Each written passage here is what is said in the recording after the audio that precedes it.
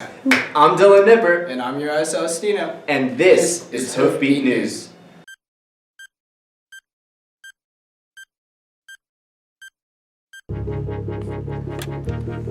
Good morning, FMHS. Today is Monday.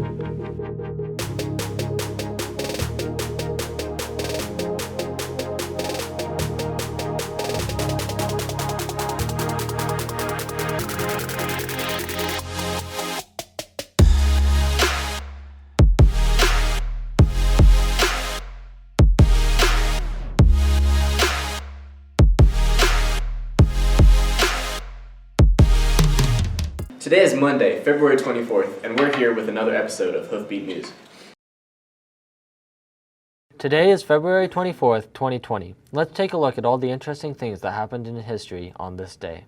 In 1942, Voice of America goes on the air for the first time under the Office of War Information, with news programs aimed at Japan, the South Pacific, and to areas of Europe and North Africa under occupation by Nazi Germany. Also today, in 1955, Steve Jobs, tech billionaire and founder of Apple, was born. In 1991, the ground liberation of Kuwait was initiated by U.S. forces. This decision was made after 6 weeks of bombing against Iraqi infrastructure and military installations.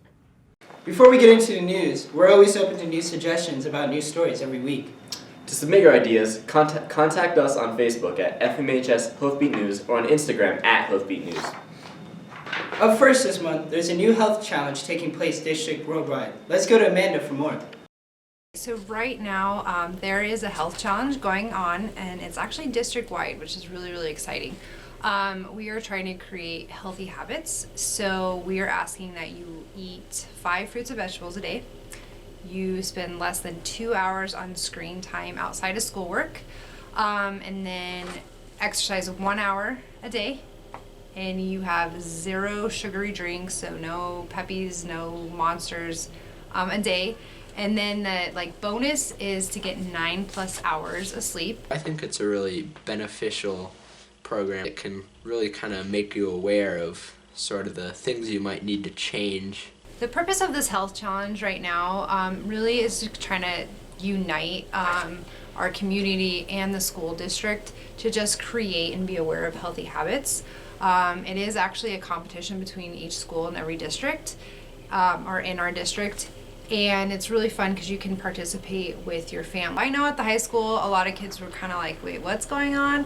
But I've had a lot of really good questions, and I've been handing out a lot more of these calendars, which is pretty exciting. I have the paper that we got tacked to my wall, and I'm just checking off the things I'm doing or not doing every day.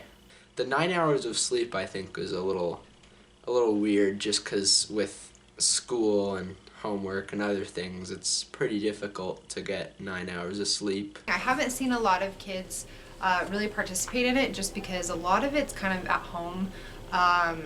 But again, there's been more of awareness and kids asking questions about it, how they participate, because the goal is to get 80 checks. And then you get entered to win prizes. So I have a ton of Subway gift cards, and it's through the whole month, so you can hop on board anytime you want. And again, who doesn't want Subway gift cards? Although many students have their complaints about this challenge, it can be very beneficial to your health, and we encourage you to give it a try. Thanks for the info, Amanda. Our next story profiles another one of the interesting people here at FMHS. Remember, if you know someone who you think we should feature, let us know on Facebook or Instagram. This week, Luke got the inside scoop on a longtime FMHS social studies teacher, Mr. Zach Stream. If you head up the stairs, take a left down the social studies hallway, and turn into room 217, you'll find yourself in the domain of Zachary Stream. Mr. Stream is a history teacher here at Fort Morgan High School. I decided to ask him how he got here, what his favorite parts of being a teacher are, and what his life is like outside of work. Oh my goodness, why did I want to be a teacher? Combination of, from the time I was in middle school, I had some really great history teachers, civics teachers. Just enjoying getting that relationship with young people. Oddly enough, I do actually enjoy quite a few of the young people in my classes. The degree and the teaching kind of came together. is I've always enjoyed studying history, reading history. I read nonfiction for fun, which is really, really weird, and normal people don't do that. But I've also enjoyed just the idea of being a teacher. Um, like I said, I had a lot of really great teachers when I was growing up, and it seemed like something that they really enjoyed doing. And I thought that I've honestly always loved being in school, and I'm kind of a lifetime student. I started out with an associate's degree of liberal arts at Front Range Community College. I got a bachelor's degree in world history at UNC Greeley with a minor in secondary education. And then in 2005, I finished the master's degree in American history. The Wall of Shame is a little something fun. It's a small collection of the really silly things that the students have said over the years. Sean Brown was great. When in AP class, he was asking if we were going to learn about those Thanksgiving guys, the Pilgrims. Yeah. Outside of school, I am pretty much a full-time dad. I am the soccer dad, and we're going to be getting a minivan, so I bus the kids around to all of their fun things, and I enjoy watching my kids get involved in activities and sports. My daughter gets into dance. My son is a baseball player. I like to go camping, hiking, spending a lot of time outdoors, especially up in the mountains. I decided to talk to one of Mr. Stream's students to get her opinion on him. My favorite thing about Mr. Stream is that he genuinely shows to his students that he cares about them. Thanks for the profile, Luke. Remember, if you have suggestions for people for us to profile, let us know on social media or come tell us in person. FBLA is one of the largest clubs in our school. Akacia spoke with the club advisors and members to learn more. FBLA stands for Future Business Leaders of America. It is a nationwide nonprofit educational association which helps middle and high school students prepare for careers in business through academic competitions, leadership development, and educational programs. So I am one of the 3 advisors for FBLA.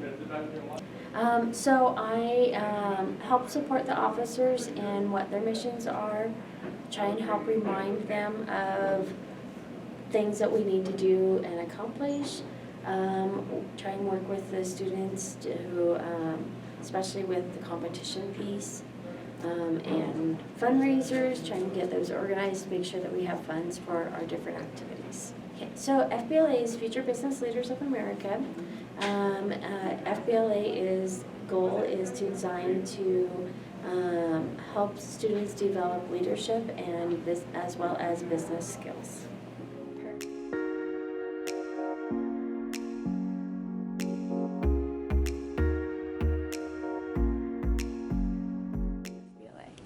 I'm one of the 3 advisors in FBLA. I've been doing this for 5 years, and we all have our different roles we play, but mine is just to do whatever needs to be done. FBLA is a career technical service organization. It's one of the 3 we have in this high school. The other 2 are FFA and FCCLA. And FBLA's main purpose is to teach tomorrow's future leaders, especially the business ones. It impacts students in a very positive way. It gives students a chance to meet other students from all across the state and across the nation. Also gives students a chance to compete and learn other aspects of business. And it makes connections. The biggest part of FBLA is it makes connections with other people that could be future employers.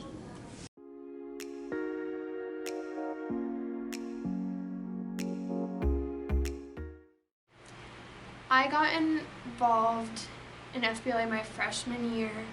I knew some people that were in high school when I was coming in, and they were part of FBLA, and so they were the ones that got me into it and recommended it. And I just went to the first meeting for freshmen, and yeah, the rest is history. FBLA has really given me the tools to network and meet people out in the real world, whether that's for jobs or for colleges, and scholarship interviews. I've also met a lot of different people through FBLA activities, whether that's district, or state or other trainings that I went to. And so really just getting to know other people from other places that have different backgrounds than me has really been an awesome experience that I've gotten through FBLA, which I feel will help me later on in life. If you are interested in joining FBLA next semester, talk to one of the advisors or check the bulletin board located in the business hallway.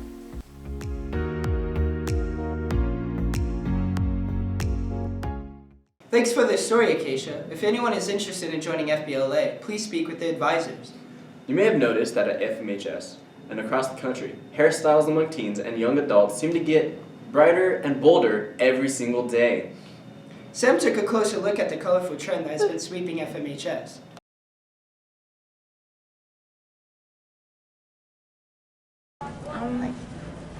I don't know, I feel like it's kind of liberating in a way, and it's just something that I enjoy doing, so I just dye my hair whenever I feel like it, or it fades. I usually go on a whim, or I see the color that I really like, and I just choose it.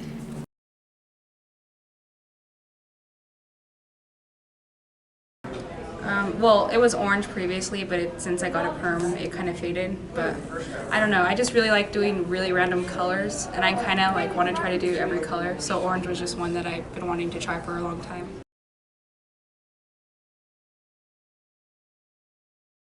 I actually don't really like orange, but I feel it's a really bright color, and I was just like, why not try some kind of bright color?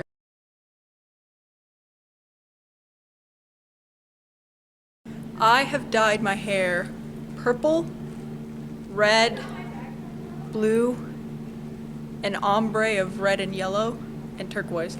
Oh my god. So I've done black, like blonde highlights, teal, purple, pink, platinum blonde, just like darker blonde, and yellow.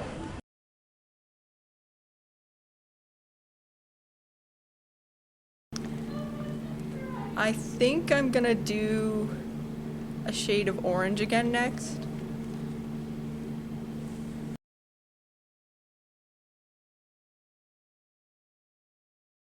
Yes, it's very costly unless you find some like good brands, and it just takes time, and then you have to like make sure to maintain it so it doesn't fade really fast and all of that. Well, it's very messy when you do it by yourself. When I dyed my hair the turquoise, I had green all over my scalp and my hands were stained for a couple days. So it's very messy, and sometimes you miss a spot when you're doing it by yourself.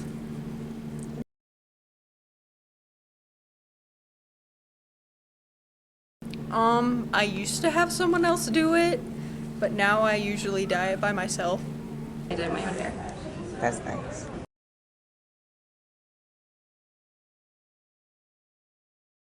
So do you think I could pull off like a pink or a salmon or like a, I don't know.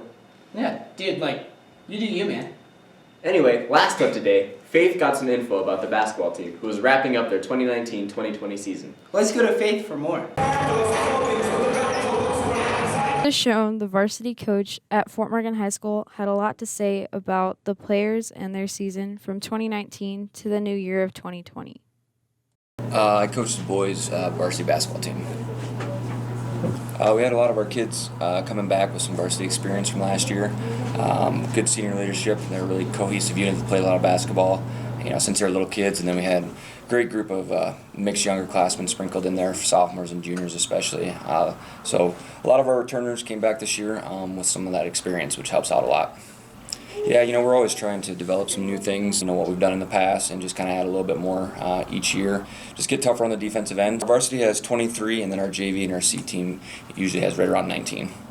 I think we've won 6 so far, and then we're like 6-12, something like that. So struggled a little bit here the last month or so, but kids are battling. They're putting everything out there on the floor.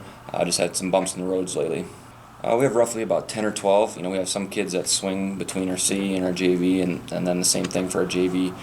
We've got about 32 totals, what I think we started the year with after we made some cuts.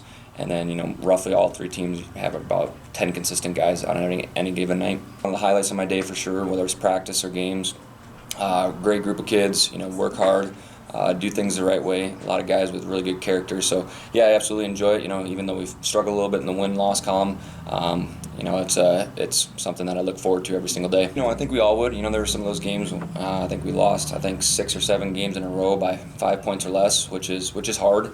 You want to keep battling and you want to keep your spirits up and things. But I think we all make mistakes. Myself included. There'd be certain things I would tweak differently, and maybe that would have helped us either in the practices and preparation or actually in the game situations. But it's one of those things. All you can do is learn from it and grow from it, and just keep going to bat every single day. Number 2, sophomore, Fernando.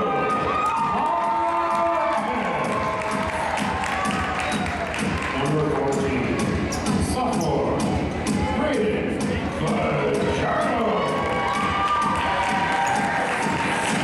Number 10, Julian Jackson.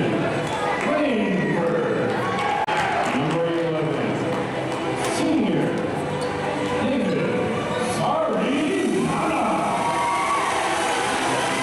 And number 30, senior Adam. Fernando Marquez is a sophomore who is a varsity basketball player who had a great season. Varsity. Shown. On my teammates. On my friends.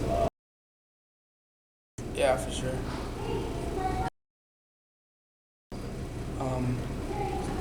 Eighth grade. Feel happy.